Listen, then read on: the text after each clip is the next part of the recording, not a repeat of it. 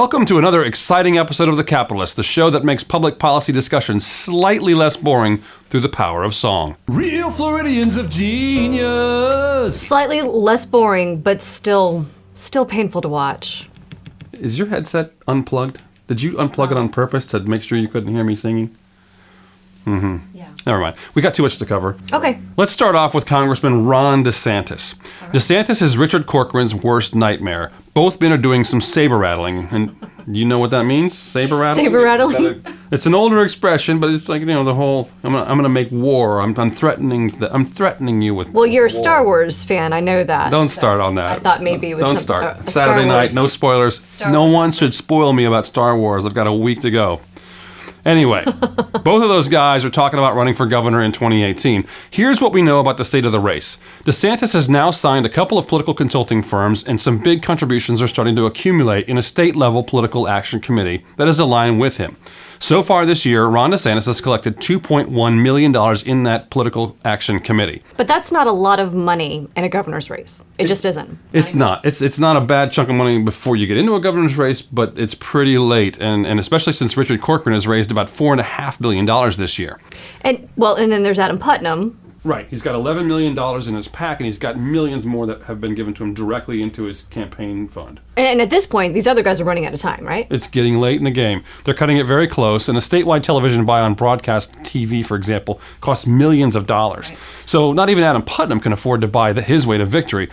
He's got a huge financial advantage, though, and because he's been a declared candidate for months, he's got an organizational advantage, too. So unless a very wealthy and respectable candidate gets into the race, the nomination is still Adam Putnam's to lose. But on the Democratic side, that is wide open. I think so. I think it is. It really is. There's polling out there that shows Bob Graham's daughter, Gwen Graham, and Andrew Gillum are in a dead heat, but polls at this early stage are good for two things. One, getting donors who know little about politics to write you a check, and two, crumpling it into a ball and tossing it in a trash can. The latest poll has Bob Graham's daughter, Gwen Graham, at 24%, and as yet unindicted Tallahassee Mayor Andrew Gillum at 17%. And may never be indicted, I would like to point out. Yes, well, and that's not really a dead heat. I think right. the Bob Graham's daughter folks. I tried to say Gwam. No, I can't say it. Gwen. Yes. Just call her Bob Graham's daughter and everything will be fine. I'm going to call her Gwen Graham. But guess who the front runner in that poll is? Undecided? You're smart. Correct. I thought you were going to guess Miami Beach Mayor Phil Levine. He's raising some big money. He's raising some big money on the Democratic Millions side. of dollars. Right. And he's probably the front runner for the Democrats because he's got the ability to tap into financial resources that his opponents just can't touch. The good news for Florida, though, is that Phil Levine is pretty far to the left. You think that's good news? Of course I do, because I think it's easy to beat a left-leaning... A candidate that's too far to the left, I think, is very easy to beat, especially in Florida here. I think voters are not likely to support a candidate that is a true liberal. I think you're giving voters way too much credit, or maybe underestimating them. Yes, maybe. And speaking of giving voters too much credit, you've been paying attention to the Constitutional Revision Commission, right? No. But you know about it, right? I mean... Yeah, I do. Most people have no idea what's going on. Right. Every 20 years, Florida sets up a Constitution Revision Commission appointed by the governor, the House Speaker, Senate President, and the Supreme Court Chief Justice. It's like 37-some people who are basically unelected. Except for one. There's one elected person. I'll take your word for it. Bondi's on there. You're 100% sure? Positive. Just looked at the list. Okay. So it's mostly unelected. Correct. Maybe she'll be our salvation. She's a conservative attorney general. She knows the law. Maybe she'll be. But the bottom line is they all are considering a bunch of crazy proposals that eventually could make it onto the November ballot. Now, they're not all crazy, but I think there's a lot of submissions that come from all over the state. And this body of 37 people decide which ones make it onto the November ballot. Which sounds dangerous. Where these voters decide their fate. And that's very dangerous. So but it's direct democracy. Anytime you give them that much power, it's a scary time. But yeah, I hate direct democracy. Wow. I hate it. I'm sorry. I don't trust the average voter to put in the amount of research necessary to make a sound decision about issues that could have a profound impact on the state. I mean, if you put something on the Constitutional Revision Commission, it's not coming off for another 20 years. It would have to unless you have another ballot initiative, and that costs a lot of money. You have to get it's just a huge, huge thing. So bottom line is, it bothers me. And they're not simple laws that can be tweaked. So they're just not that easy to change if we accidentally vote something bad into the state constitution. So what has you worried? What in particular is on There's there right an environmental proposal, for example, that gives everyone the right to clean air. Now, sounds great. It sounds wonderful, right? And what voter? That's the problem, if you ask me. What voter is going to vote against it? I mean, in reality, it's a vague proposal that would allow people to fill out or file all sorts of silly lawsuits over violations of their rights to clean air. But who decides what clean air is? I mean, is it like, dirty air? I live with a bunch of men and boys. Dusty air? Right. Smoky air? Foul smelling air? You're violating my right. Right. If you eat that kimchi stuff, you're violating my right to clean air. Anyway, we don't need all these rights. The U.S. Constitution already gives us the right to life, liberty, and the pursuit of happiness. Those are some pretty broad rights. If some evil corporation is polluting our air with noxious gas, in addition to all sorts of other laws they're probably violating, we don't need a state-level amendment to address that problem. I just see a lot of silly lawsuits coming from it, and I think that it's a bad amendment, so we don't need more of that in our lives. So, anyway. Speaking of lawsuits. I'm getting there. I'm getting to there. Okay. So, the Jack Latvala. The Jack Latvala saga continues. Yes, lawsuits and complaints are flying in the Jack Latvala sexual harassment story. We had several new developments. Things took an ugly turn last week when Latvala's defense team, either accidentally or on purpose. You think it was on purpose, just... I do. Own it. I was okay. I could be wrong, though. Right. Either way, they revealed the identity of his accuser. And then one of Latvala's defenders sued the accuser for defamation. A number of senators on both sides of the aisle have called for Latvala to step down. And in perhaps the most significant development, Senator Lauren Book filed a new complaint against Latvala, accusing him of violating the Senate's rules by identifying and bullying his accuser. Things are looking really grim for the senator. They are. And before I tell you what I think of all this, we're going to talk to a couple of Tallahassee's very well-connected insiders, communications professional Ron Sachs and government affairs expert Katie Webb, both to find out what they think Latvala's chances are. And we're going to ask them how the situation will impact Tallahassee's capital, the culture here, in years to come. Right. It's a good conversation. We're going to have a great conversation with these two. And if you remind me, I'll ask them that question. Yes. That was my reminder. That's kind of why I threw that out there just now. Okay, great. I forgot the other thing I was going to say. So you only have one, your brain has room for just one thought at a time? What? Okay, with that, I'm going to go ahead and toss it to break. We'll be right back.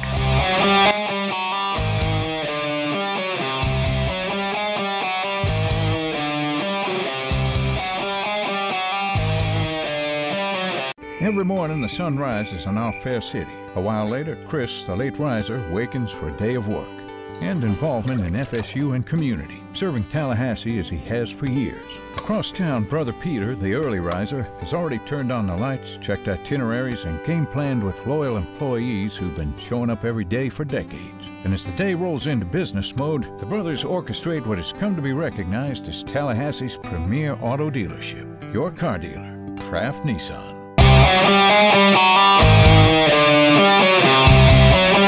And we're back on Tallahassee's #1 Thursday morning political talk show. Got two guests with me today, experts in the process. We've got Katie Webb of Kolodny Fast, and we have Ron Sachs from Sachs Media Group. Experts that know how the process works, how public relations work, how government affairs works, and I want to rely on your expertise to sort of give some context and some flavor, some analysis to this ongoing saga that involves Senator Jack Latvala. He has, the latest in that story is that he has continued to put up a vigorous defense, and in so doing has triggered a complaint from Senator Lauren Book, who says that some of the defense tactics that he has used have gone too far and have violated the Senate rules and the process that the Senate has set up to protect the accusers in the case. So with that in mind, what I want to ask, and the first thing that comes to mind for me, and I'll ask you first, Katie, the notion that this complaint by Lauren Book sort of gives the Senate an out, and enables them to perhaps attempt to expel the senator without even hearing the sexual harassment complaint. Do you think that's possibly what's in the works right now? Is that a possibility for them to take up her complaint without addressing the other one? I mean, can it be done, first of all? Is that the rules, the way it's set up in the complaint, would the complaint provide the mechanism for that first and foremost? It could. I don't think it will. The initial complaint by Rachel Perrin Rogers has already made its way through some of the process. There's been a special master appointed to investigate that particular complaint. And I don't envision a circumstance where the Senate would neglect to address that in lieu of taking up Senator Book's complaint. But there are now 2 complaints, so they are independently making inquiries into each of those, and the Senate could address them at the same time or address them separately. Do you have any inkling of the timing on any of this? We've got a lot of folks looking at the calendar right now, and you've got a session starting in January, and you've only got a couple of weeks here before the holidays. Is there any sense or any word on the street, so to speak, about when all this may come to a head, or when they might be able to get to some of this business? Well, some of the latest statements that have been made by people in Senate leadership indicate that it's not going to be until January, at some point in January. My just estimation would be that it would probably be within the first week or 2 of session that they would try to. Wouldn't it have to be? I mean, yeah, for them to get on with the business of what Senate, they're doing, right? Then that would make the most sense, I would think. But I also believe that Senator President Negron, is going to want to make sure that the investigations are thorough and not rush it. So I would guess it would probably be within the first couple of weeks of session. Ron, you've been a witness to this sort of session stuff going on for years. Nothing like this, or is this unprecedented? Tell me. Well, I don't think it's unprecedented. I think this kind of behavior that's alleged from Harvey Weinstein all the way down the mountainside of this snowball that's gathering a lot of people and claiming them, this has been going on since men and women first interacted with each other. It's never been right, but this is an era finally when these allegations, when they're true, are leading to the downfall of people who abuse their power and abuse their position. If they didn't break the law, they broke etiquette and proper behavior standards. In the legislature, it's a little bit different, clearly with Senator Latvala. He has a right to defend himself and to follow whatever process is out there. There's no disputing this has been a huge distraction for the several weeks it's been going on. But if you're the accused person, you have a right to defend yourself and to avail yourself of that process. In other sectors, like the private sector, there might be an option for someone to suspend themselves until this is cleared up. Or if you had an illness, to basically take a leave of absence. I don't know if that's something that's operational here, but he is defiantly and appropriately, if he's innocent, defending himself, and for all the years he's put into public service, he has a right to do that. It's unfortunate that both sides have kind of engaged in tactics that are attracting attention, and this story continues to get legs and grow when it should be the public policy business that the legislature is going to have to deal with in early January that takes the focus. And leadership probably is trying very hard to focus on those kinds of priorities and not this. Yeah, unlike the private sector, there's a political element here. There's a political element that's at play. You have the facts and the fact-finding mission. You've got the special master looking into this whole thing. But aside from all of that is the very real impact of the political angles that are at play. Jack Latvala had a Senate seat in the Appropriations Committee, very powerful seat, as you mentioned. He's been removed from that, and it wasn't something that was voluntary like it should be maybe in the private sector where you could remove yourself from that. But in this case, because of the political angles, there's so many different interests all at work, and the fact that it's not being resolved maybe as fast as a private sector thing is tending to sort of hurt things a little bit more than they would. Many people have already made a rush to judgment on this and suggested or really admonished him for not resigning. That's an opinion people have a right to share, but he has a right to hang on and defend himself and to avail himself of the process. Nobody's happy with the situation, and it's taking longer than maybe it would in some other sector, as I said, but this is the process that's established. We're proud to have worked with Senator Book's foundation, Lauren's Kids, and we've been familiar with these issues a long time. And I think it's a terrific thing as a father of 3 young adult daughters that we're in an era now where this behavior that has gone on for centuries is no longer tolerable. Well, I want to talk a little bit about that in just a minute, but when we come back, we're going to ask how this has impacted the entire process, men and women in the legislature and in the process throughout the city of Tallahassee who deal with the policy issues every day. We'll be right back after this.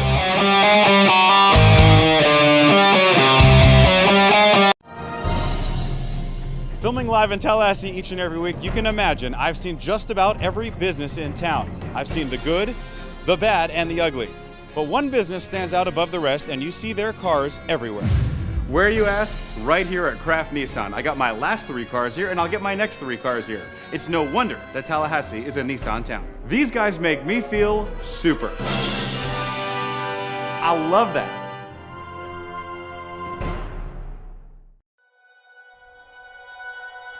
At Budget Blinds, we're in business to frame the light, the day, and the night. So we give you an exclusive combination of high style, expert service, our no surprises pricing, and our no questions asked warranty. We believe that everyone, at every budget, deserves style and service. Isn't that a beautiful place to be?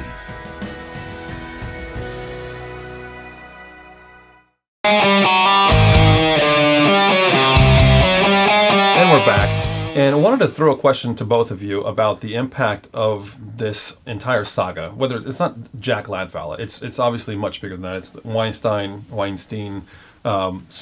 It's a snowball effect, as you mentioned earlier. It's the entire culture of the United States sort of getting wrapped up in this thing now, and there is a major impact from what's happening here locally.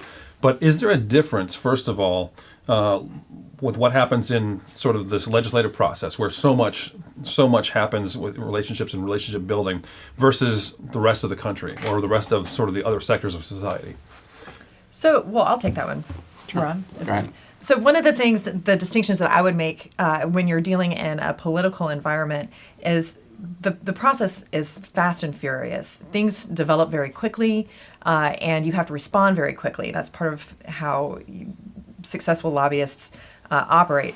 So one of the challenges, I would say, within this particular industry is that during the day, in normal business hours, certain things are happening. Committees are hearing legislation, or they're on the floor of the Senate or House passing legislation. But things happen after hours very quickly as well. So much of this process contemplates being out at available after hours at night, whether that be by phone, by text message, perhaps. Maybe it's at a dinner. Maybe it's grabbing coffee or a drink with someone. Much more social settings than Exactly. the business environment. You're not in the office all the time. Correct, and you're not sitting necessarily behind a desk or at a computer. You may be at a restaurant, or you may be at home and get a phone call at 11 p.m. But you got to take that phone call. These things happen a little bit different than the business world, where sometimes the legislative session can be going on the House floor or on the Senate floor late into the evening, and you have these. Right. This does spill over into a much more social environment. Is Correct. that fair? That's fair. And so, Ron, there's obviously an impact. There's good and bad, I think, that's going to come from this. And what do you see as sort of some of the positives, I think, that are coming out? I think it's mostly all good. This is an opportunity for the whole country to reset the dials on the culture of what's acceptable and what's not. And, it's not okay to grope a woman. It's not okay to engage in what you think is clever repartee when really a woman is a target of salacious comments about their appearance or their sex life. It's just not acceptable. And so I think men are now going to straighten themselves out. I think most men have searched their memories. Have I ever done something that would have caused a woman to feel badly? Did I go too far ever? I think it's a very, very healthy thing overall. It's going to be painful for those folks caught up in this, but in the end, again, as the father of daughters and someone who owns a company where 70% of the employees are women, I'm glad this is happening if the people who were wrong are outed and out. But people who are innocent have a right to not get caught up in that and to defend themselves. Katie, are there challenges that are going to come from this for women or for men?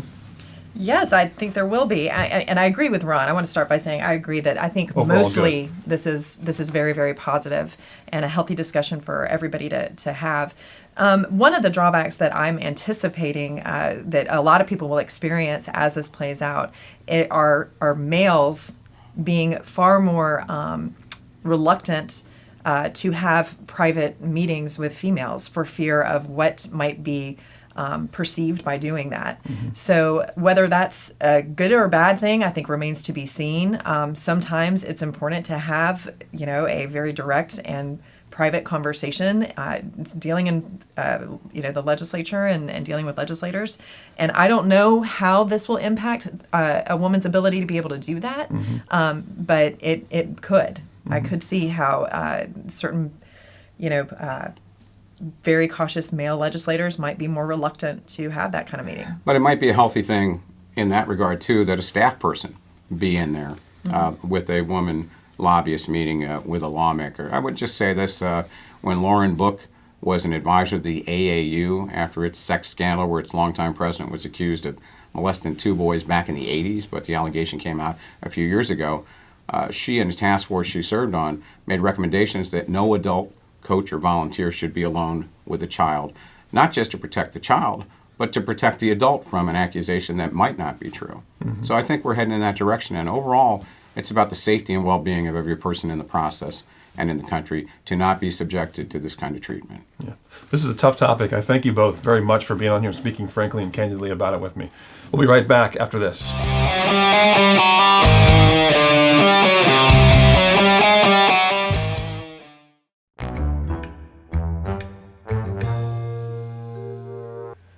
Hey, it's Brian Burgess here with the Capitolist. Just wanted to take a moment with session gearing up again, coming into 2018. Wanted to remind everybody about the free Capitolist app that you can download at either the App Store or the Google Play Store. You can get it directly at thecapitalist.com/app. It's more than just a news app. It's more than just my content from the site. It's also got content from all around the state. You can touch the little menu screen, the little red button over there, and it'll give you a bunch of menu options, or you can just slide the screen over. So you've got breaking news from all around the state. Some of the top stories are fit in here from just about every site that covers Florida politics, including floridapolitics.com and on all the legacy news sites, the Tampa Bay Times, the Miami Herald, and Sunshine State News. Even Shark Tank is on here, and of course the Capitolist feeds into this as well. So this is sort of a breaking news feed. Then we've got all your morning news briefings. Sunburn, Politico Playbook. We've even got takeaways from Tally and links to Safety News. We've got Above the Fold from Kevin Kate, great little addition. So a quick run down the list. You can look up your favorite lobbyist to see who he or she is registered to lobby for. We've also got lobbyist appearances that you can look up. We've got top Twitter streams. We've got a campaign database. You can look up campaign documents, see who's donating to who's spending money on what. We've got links to the Florida channel. You can click on the Florida channel and watch your favorite committee meetings. It's very riveting viewing there. So anything that's going on there, all within the app, all one-stop shopping. And then a few other little things, handy tools. You've got Tramel Gomes' podcast is there. And then one of my favorite things is the Capitol Press Guide, which if I wanted to email someone from the Associated Press or the Tampa Bay Times or text them, you can do it all directly within the app. This page is sponsored by Saks Media, but you can go into the Capitol News Service, for example. Click on that. You've got text numbers and emails to all these guys. And then if you want to close that out, you just go to the next news source. Let's say the Florida Times Union. Of course, there's Tia Mitchell's photograph and her. We can text her. We send her a text. We just tap on that, and it opens up our handy text option, and then we can send spam to Tia. So we've got a lot of different things, a lot of different ways to reach people. It's just a very handy app, one-stop shopping. It's been called the Swiss Army knife of Florida politics. Wanted to make you all aware of it. And of course, my favorite feature is the one where you can send news tips directly to the Capitolist. You can even attach photos and everything else and send it right to us. Protect your identity, be an anonymous source, contribute to society. That's all for now. More later. Download it for free once again at thecapitalist.com/app.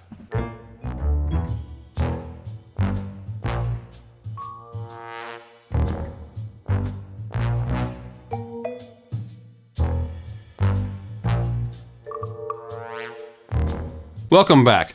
And before I go on my tirade, and I'm going to go on a tirade here, is there anything you want to say about this whole Latvala thing? We had a great discussion with Katie and with Ron about sort of the impact on women and on men too, the culture in Tallahassee. How much it's going to change the entire environment of Tallahassee, the capital. It's going to have a huge impact, regardless of the outcome, regardless of Senator Latvala's fate. Right. What has happened here has already had an impact, as you heard from Katie and Ron. It's going to change things exponentially, and there's pros and cons both ways, as they both said. And I know you think I feel sorry for Jack Latvala. It's not that I feel sorry for him.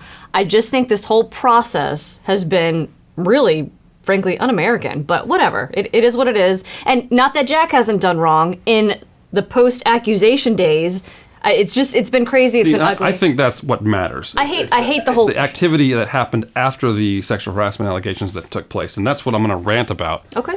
Well, I absolutely believe that Latvala, or anyone who gets accused of sexual harassment, has every right to defend him or herself. Glad you agree. But there's a right way and a wrong way to go about it. Right. I believe Senator Latvala has gone about it the wrong way, and I wanted to give my guests the chance to weigh in. I didn't want to drag them into this kind of discussion because I really am picking sides here. A sexual harassment complaint isn't a political campaign where you get to smear your opponent and rub their nose in every little misstep that they make. The very nature of a sexual harassment complaint, at its heart, is that the accused has more power than the victim, and the accused is abusing that power, trying to leverage it in such a way that made the victim uncomfortable. So far, I agree with you. We all know the backstory surrounding this case. 6 anonymous women told their story to Politico. A lot of people have a problem with that, making the case that they should have brought their complaints to the Senate through the established process first. I agree. You've said it a number of times. They didn't do that, though, because they didn't trust the Senate to protect them. And that I can also understand, but I still. And especially with what I'm about to say. One person came forward, Rachel Perrin Rogers, and she's a friend, the wife of my former business partner. She filed a complaint, and her name was supposed to remain confidential. That didn't happen. Through a series of maneuvers by Latvala and his lawyers, her identity was revealed, and then Latvala's team released private text messages in an attempt to discredit her. Latvala's team doing that was not right. I agree with you on that. Then a supporter of Latvala's campaign for governor has since sued Rachel Perrin Rogers, and things have devolved from there. So it's gotten ugly. We can all agree on that, too. Truly. Then Senator Lauren Book, as I mentioned at the top of the show, filed a complaint against Latvala, accusing him of violating Senate rules by revealing his accuser's identity and then attacking her. This is exactly the kind of aggressive behavior the other anonymous accusers said they were afraid of in the first place. It may cost me sponsors to say this out loud, but I'm going to do it. Senator Latvala has crossed a line. He bullied not only Rachel Perrin Rogers, but those other 5 accusers, and may have scared them out of coming forward. Now, the Senate's own investigation into the sexual harassment complaint has been compromised, with no hope for a fair outcome for anyone. For this reason alone, I believe Senator Latvala's colleagues have a very strong case against him that justifies his expulsion from the Senate, regardless of whether or not the sexual harassment allegations have any merit. His bullying behavior is unacceptable, and if the Senate hopes to have any credibility on cases like this in the future, they have no choice but to throw him out of the Senate. At this point, again, the way that this all started, I don't agree with. But what the team has done, Latvala's team has done, post-accusation, it's really... It's given them an out, certainly. If they don't want to consider the weight of the sexual harassment charges, it's given other senators an easy out to say, well, you did violate the rules, regardless. Right.